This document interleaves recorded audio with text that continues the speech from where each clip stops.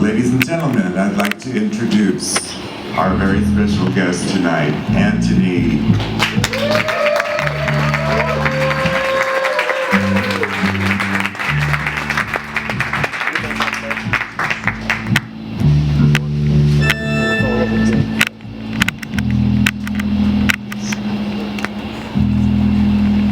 This is a song called Fisherman.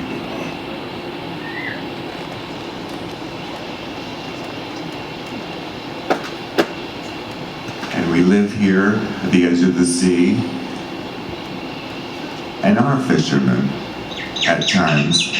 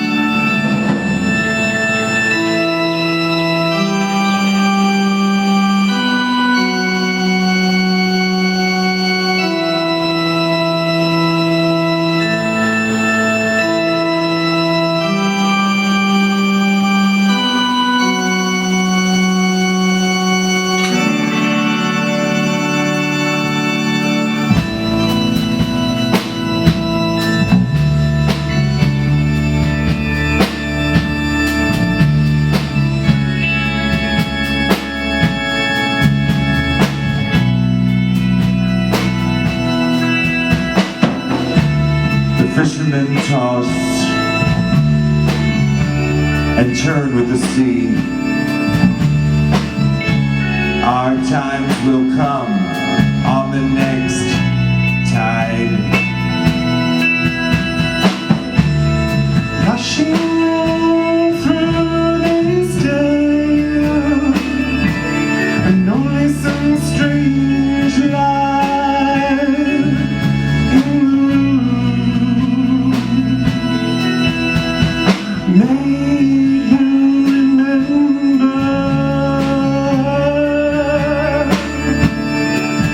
Like the knocking pole of the fisherman's pole, thankful for the bite,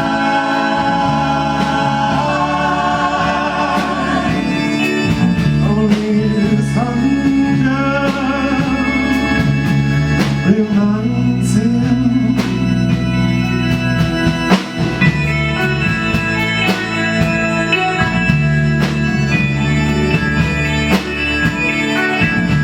You have to do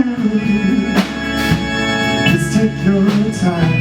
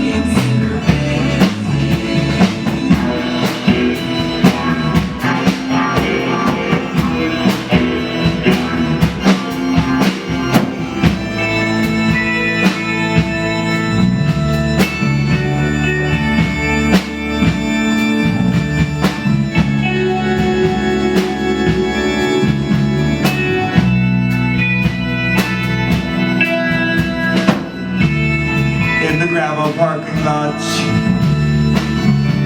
of the Ocean View Motel, I knelt down to take a revelation,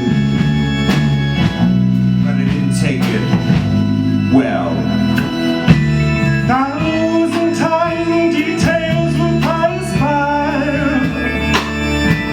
and only a fraction will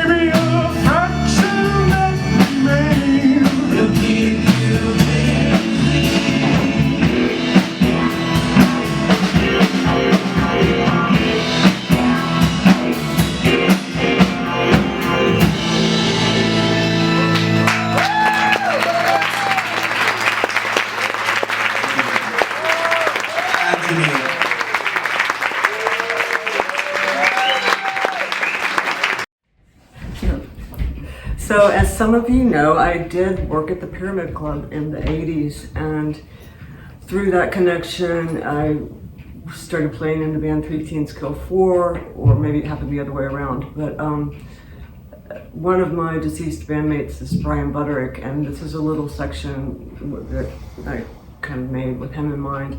The last show that we played together as a band was at the Whitney, and the first video is a song called Screw Up. And Brian is singing it. After we did that show, he was diagnosed with cancer and died a few months later. And the next video is a song called Alcohol that Doug Bressler from Three Teens and I performed at one of the memorials for Brian.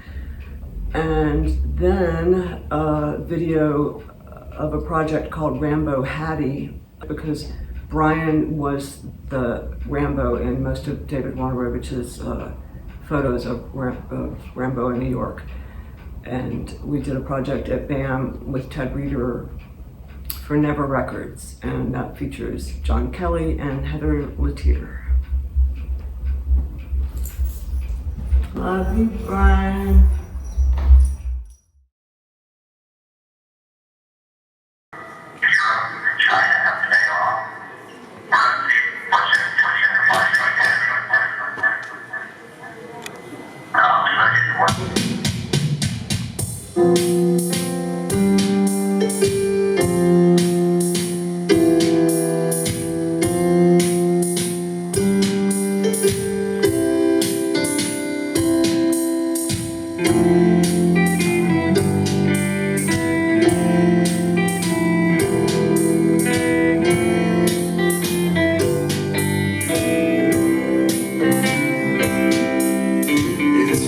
To stay clean every day, so I have to come clean right away. When you ask what you're doing, I say mostly just screwing things up.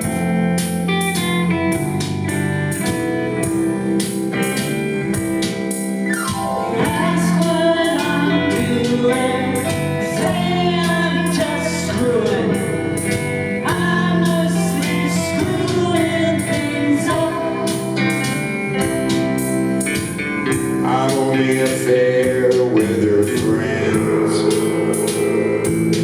I have to leave before the party's in. Everyone's staring, I'm the only one sharing my shit.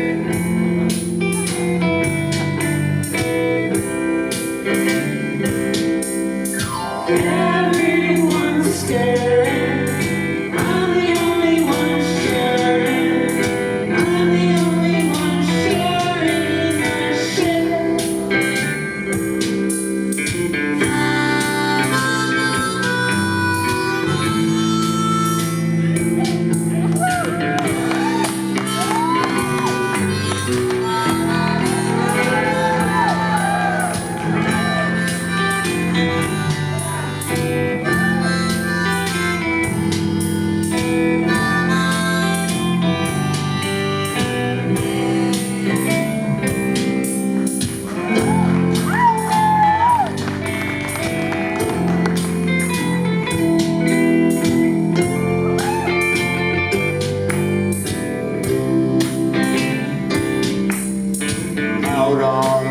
town on the nod. Getting high gets me closer to God. Then he asks what you're doing. I say I'm mostly just screwing things up.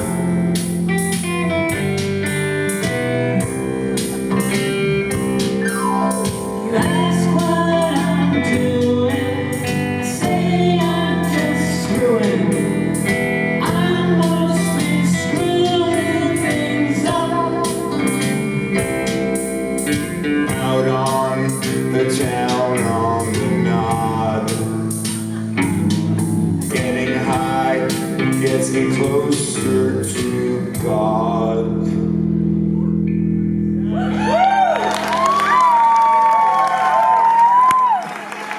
Thank you.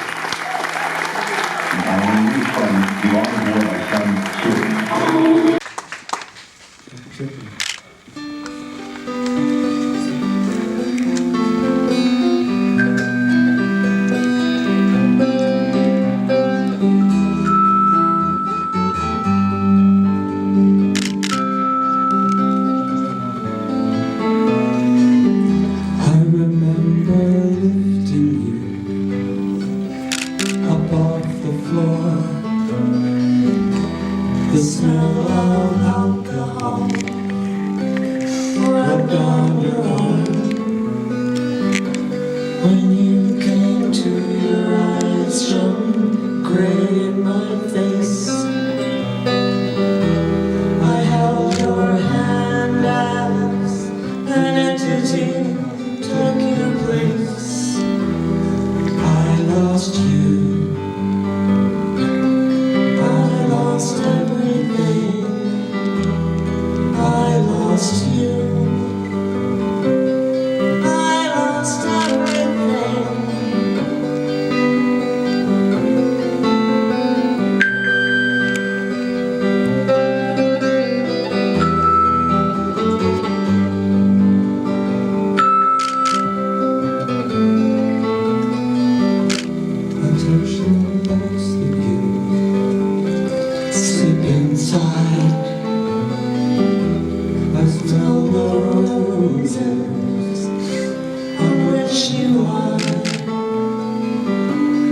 Feel the touch of your cold caress.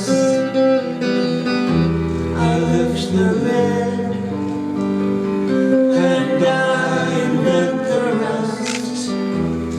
I lost you. I lost everything. I lost you. I lost everything.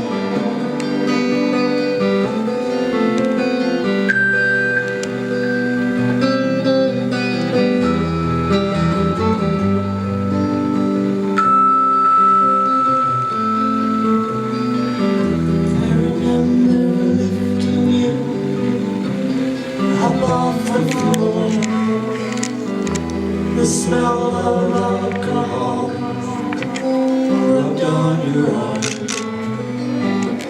When you came to, your eyes shone gray in my face. I held your hand as an entity took your place. I lost you. I lost everything. I lost you. I lost everything. We lost you. We lost everything. We lost you.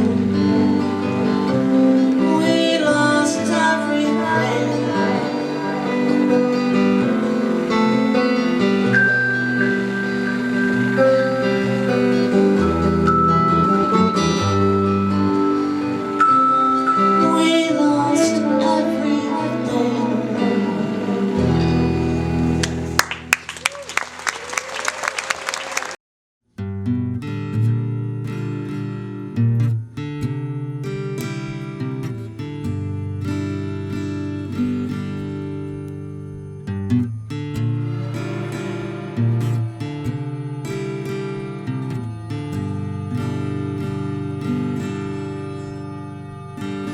I was too real. You couldn't deal. I wrote a song. You wouldn't sing along. But my love is a fountain of flame, a planet in pain, desire. My love is more hard to explain. I gave everything to liar. last long. I tried to be strong. It ended so wrong. At least we're together now. Look at how everybody loves me. At last we're together now. Look at how everybody loved me.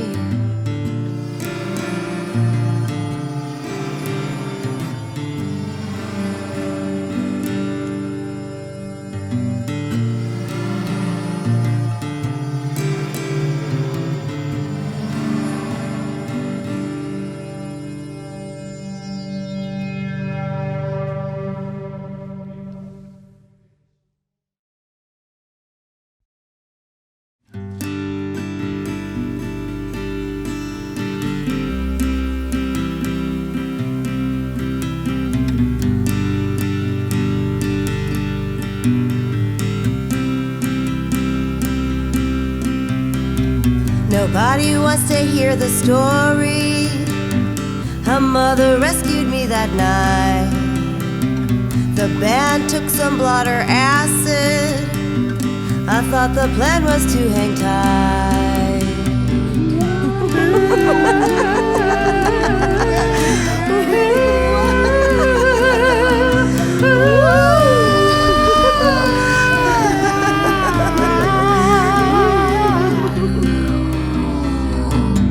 My lover wanted to go dancing, but I was much too high to go.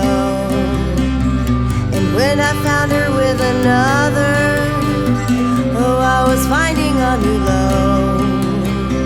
I thought of jumping, then of mother, then what my death would put her through. With all you douchebags at my funeral, it wasn't something I could do. That's how I'm here to tell the story. And if there's one thing you could do, please let your spirits walk beside us. If you abandon us, we're screwed.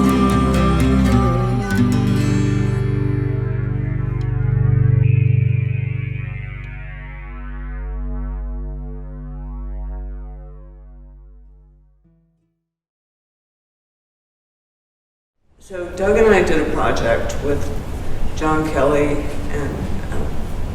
and Heather Latier, and those were Doug's songs. Doug wrote the songs, but then we all wrote our parts, and that was fun for me because I decided like I'm going to play the bass parts on the synthesizer. But because we have been even though sporadically we've worked together for so long, there was sort of no doubt that you would be doing whatever it was you wanted, because that's how Three Teens worked, and I think you've ever done. It's just not like I'm going to give you a part or anything. But John and Heather, because they were kind of more from the theater world, their initial thing was basically like, here's the script. And I mean, they're brilliant, beyond brilliant, both of them, but that difference from me coming from an improvisational music background versus a theater background, that was like the first thing. It was like, no guys, you get to do whatever you want, like even if you're going to change the lyrics of the song, because I'm not singing it, even though I wrote the words. It was like, we would never presume in Three Teens to, I mean, we would barely give each other suggestions. So that was like, that was kind of interesting and different. And the other thing about it is the songs were really, really short, and I realized that whole thing started from answering machines. How we would always have an answering machine message, and some of us would take a whole lot of time on a message, or if we were really crazy like me, we'd take a whole lot of time like leaving a special someone a message that I might have recorded on like a 4-track before I let that call. But so I didn't want it to be any longer than like 20, 30 seconds. So that's how long the songs were, in this piece. And I've kind of forgotten like where I started doing really short music.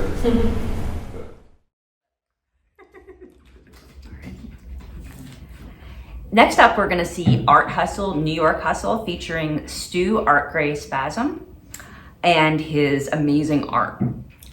As well as a sculptor, He is an amazing musician, formerly of Lubricated Goat and Crunt, Be Suburban. Now a band called the Art Grey Noise Quintet, of which I am a part, along with Rich Hutchins, Andrea Sicko, Ryan Skeleton Boy, and Nicholas John Stevens. We just had an album release. Ooh, Rich and has the record. And here's our record. And I'd also like to point out that a documentary is being made on Stu. He's a very interesting character. It's not what you think. It's not what you think. Nothing is ever what you think. And so we're gonna see a little live performance from the Art Grey Noise Quintet the day we got back from our West Coast tour, and this was in 2019. After that, we're going to see a video of a collaborator of mine and Julie's, Lynn Wright, and his group And the Wiremen. This video features Rachel Cohen's Rococo Productions, and that's a dance group that Lynn and I have worked with in the past, and they're fantastic, and the video is beautiful. I do play with And the Wiremen, although I'm not on this particular track, but it is wonderful.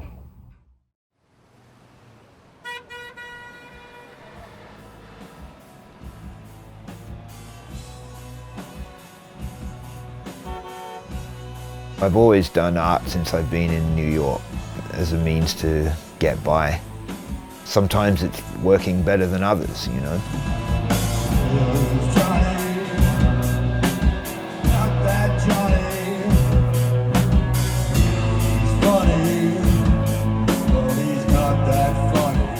Well, everybody says I should be getting paid more for them, and God knows it took me such a fucking long time to make this. I should have definitely been getting paid more for it, you know. History tells us that Leadbelly probably had brown shoes, though we don't know for sure.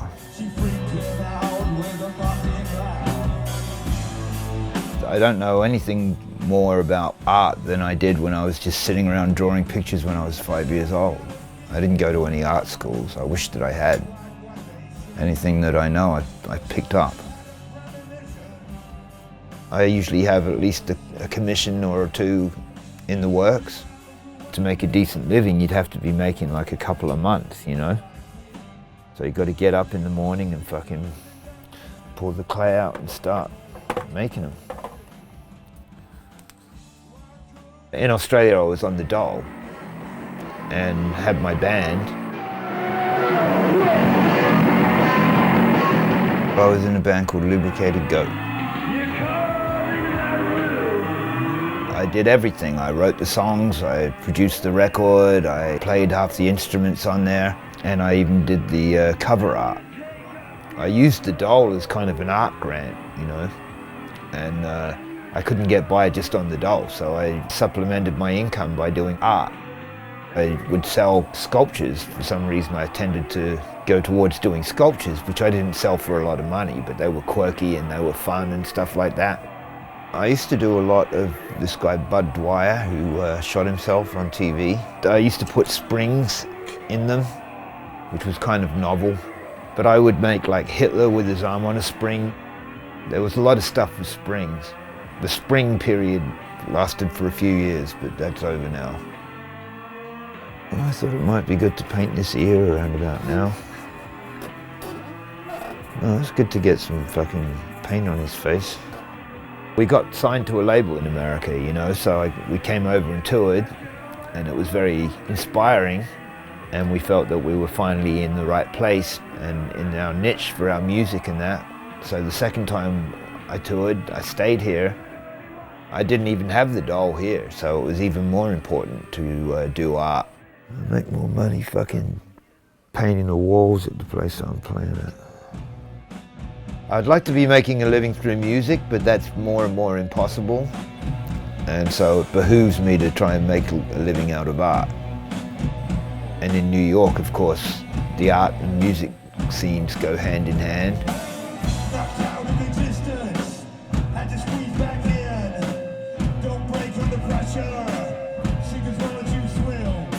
One of the most inspiring things in the art scene here is how much money people sell such crap for, you know?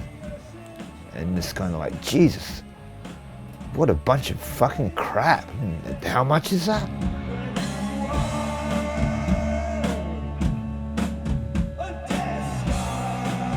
I've never really found a way to make the most money out of the least amount of work, which has also always been a very appealing concept.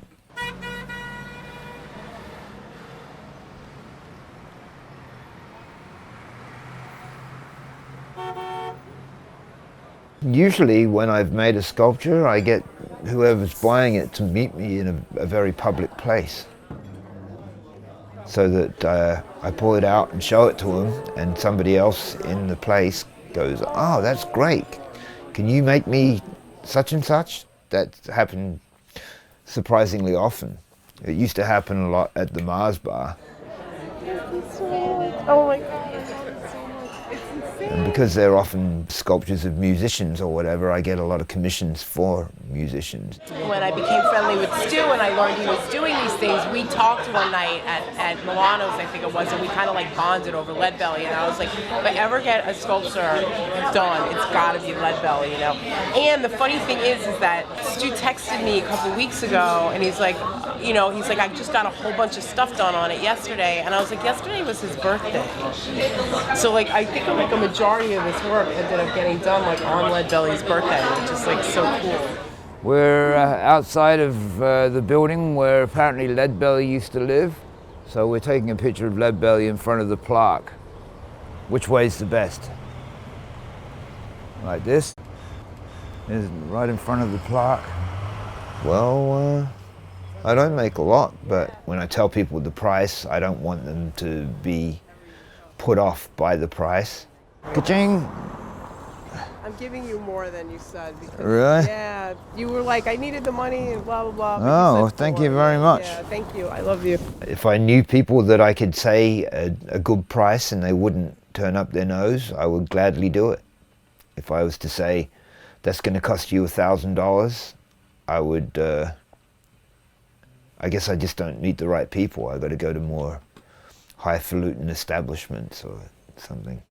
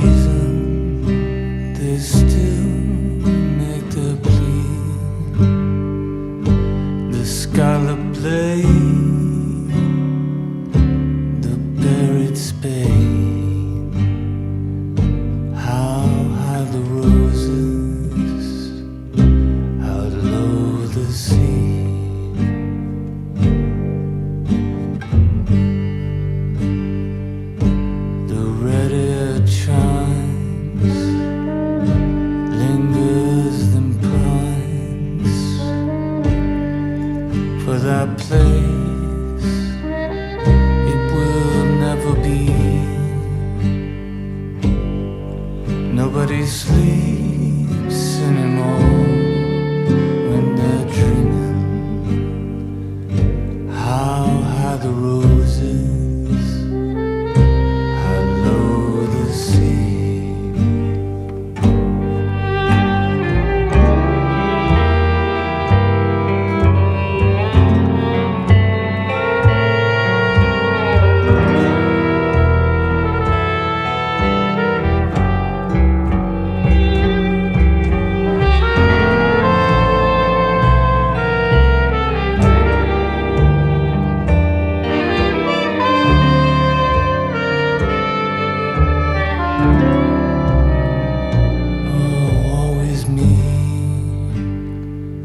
Wants to believe, takes everything from afar that he sees. Ain't no reason to leave those bruised hearts bleeding. How high the roses, how low the sea.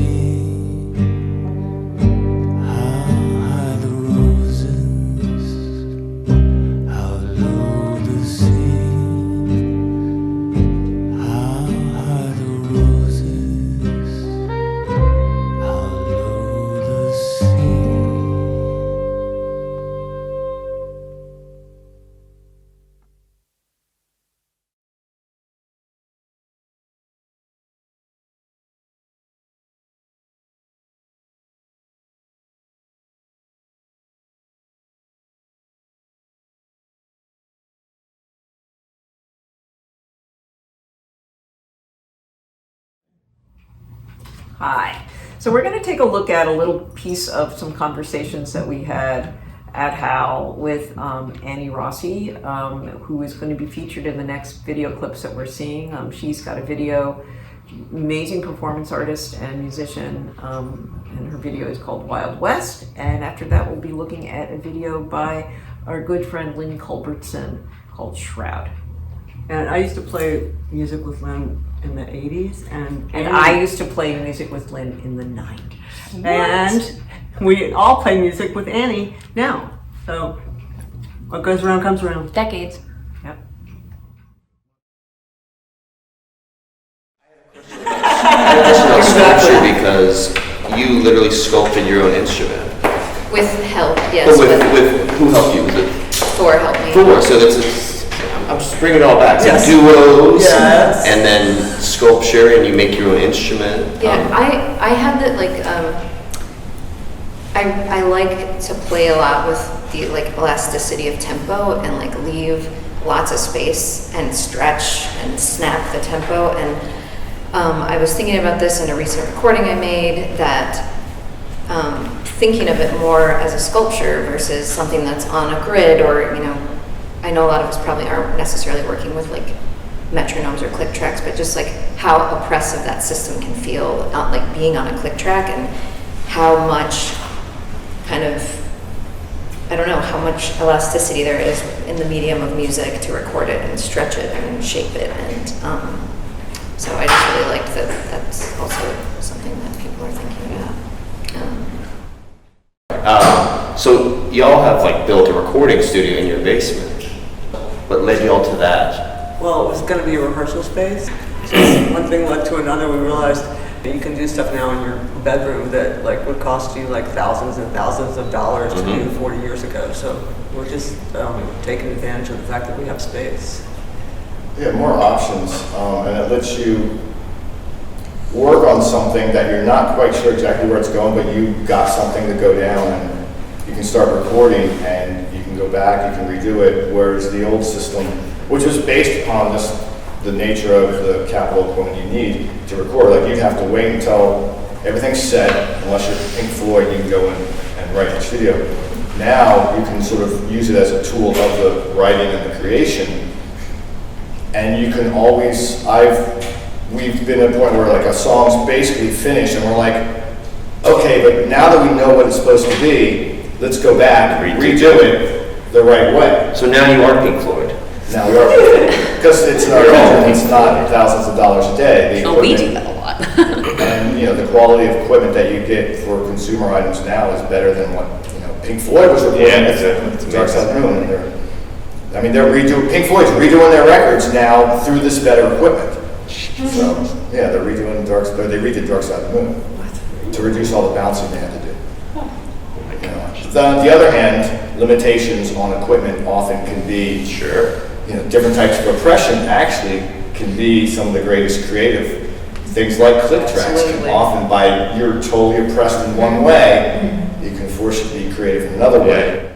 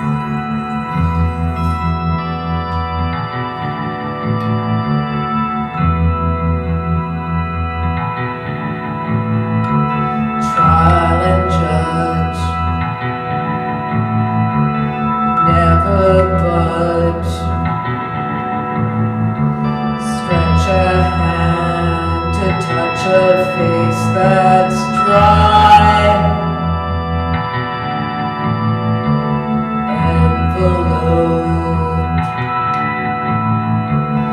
full of dope. Spill it to the ground. Don't try to lie.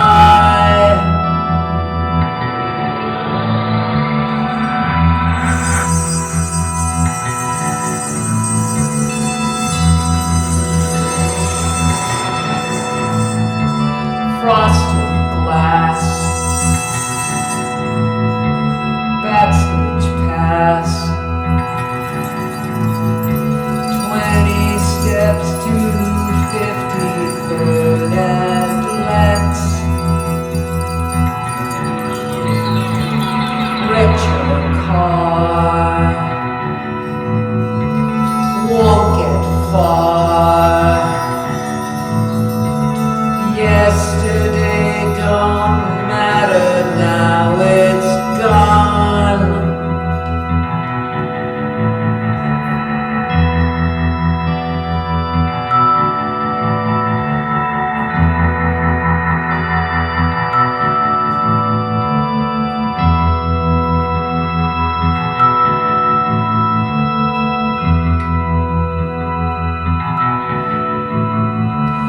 Lonely ache,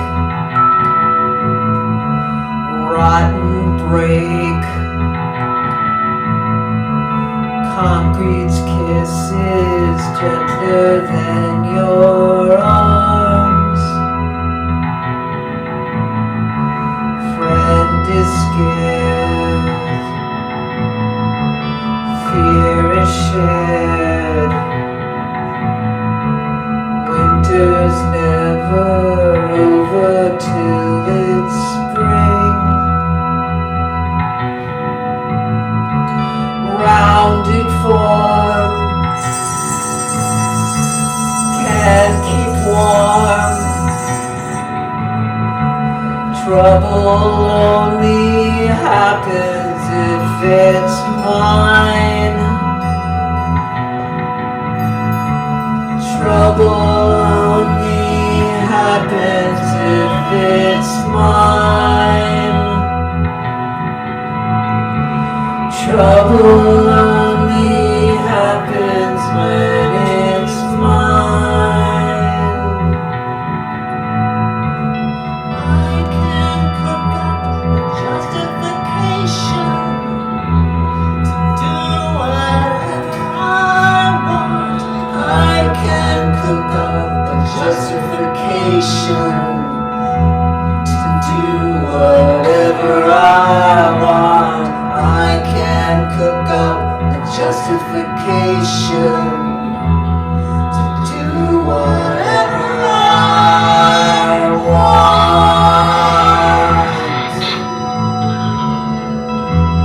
To do whatever I want. To do whatever I want.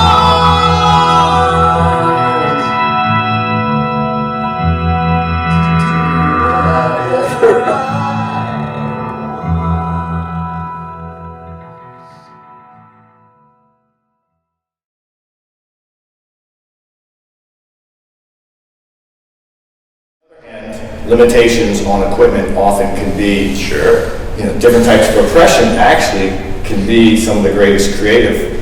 Things like click tracks can often, by you're totally oppressed in one way, you can force you to be creative in another way. If you don't have the, I remember recording on home cassette players and bouncing, and the limitations cause you to think of things differently. So as ensemble players, sometimes the limitations are like, well, you got a guitar player, that's a limitation as far as what's going to take up this sonic area here, or I'm just going to use a snare drum, not the rest of the kit.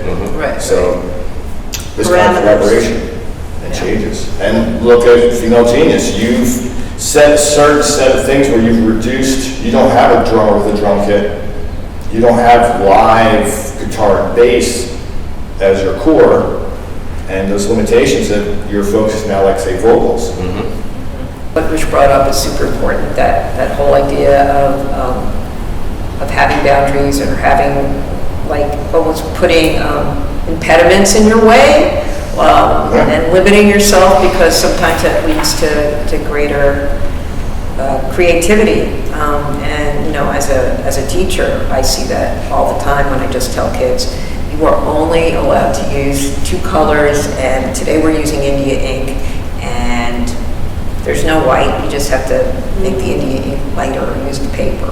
You know, and they get really upset about it, and they struggle with it for about the first 15 minutes, and then they just kind of get into, you know, then they kind of forget and they get into it. A lot of people traveling through town to stay at our house, we have that ability, which has been great. And because I know when you're on the road, especially if it's like in the United States where you're not often given a hotel, or when people put you up, it's like, wow, that was great.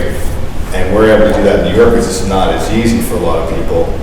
And in a way, you get to connect with people, and even if you don't see them or even talk to them for months or years, and then they come through and stay with you, and then you go through there, you stay with them, it's for me. And being able to, it's like the best part of New York is when you get out, and then when you come back, like you get, your perspective changes. Meeting these people and being able to help them do their art or music or whatever, and they help you, it's just, for me, that's a lot of the whole point of doing this is, you know, I'm making art to join with other people. If that made any sense. I mean, I kind of hate the word community because I feel like it's such a buzzword right now, but is that what we're talking about? Yes. Yes. People always talk about how great it is to have community and how much everybody wants it, and I guess I do, but I don't know why. I just like that term bothers me. But what about the idea of being kind of connected? Well, feeling very into your own world, isolated, and you have to be that way, but then connecting with other people. Like, what's the connection between those two things? Well, I don't know if this has anything to do with what you just asked, but I notice sometimes about myself that I feel like I am not supporting as many other artists as I would like to. You know, in my fantasy ideal of myself, that like, you know, I would go out and I would check out like, you know, pretty much everybody that I know anytime I do anything. And because I have social anxiety, a lot of times I can't do that. So, you know, I want to connect with more people and also not just be so self-centered that I'm only thinking about like my thing. But I will say, if I'm working on a project, I'm pretty immersive. I'll get like in there and I won't look up, you know, for weeks or months or whatever. COVID hasn't helped. Yes. Sure. Yes. Because before COVID happened, your space, because Rich and Julie have this incredible space on 519 Evergreen, and I think before the pandemic, there were things happening there. All the time, yeah. So it's nice that, you know, if you like a performer, you're interested in them, you can invite them to your space to perform. Hey, I figured that out. Yeah, you know, I think it has been the pandemic.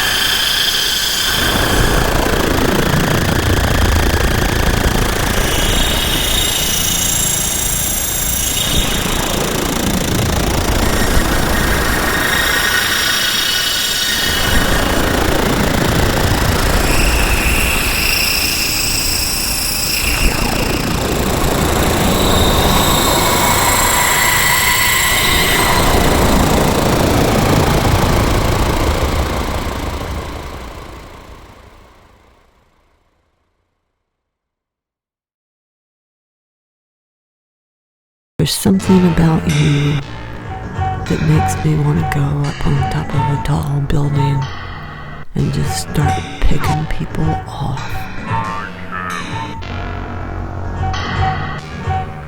There's something about you that makes me just want to go up on the tallest building I can find and start picking people off one by one. Please, baby. Please, baby. Please, baby. please. Baby, please. Please, please, baby. Please, please, baby. Please, baby, please, please, baby, please, baby, please, baby, please, baby, please, baby, please, baby, please, baby, please, baby, please, baby, please, baby, please, please, baby, please, baby, please, baby, please, please, baby, please, baby, please, baby, please.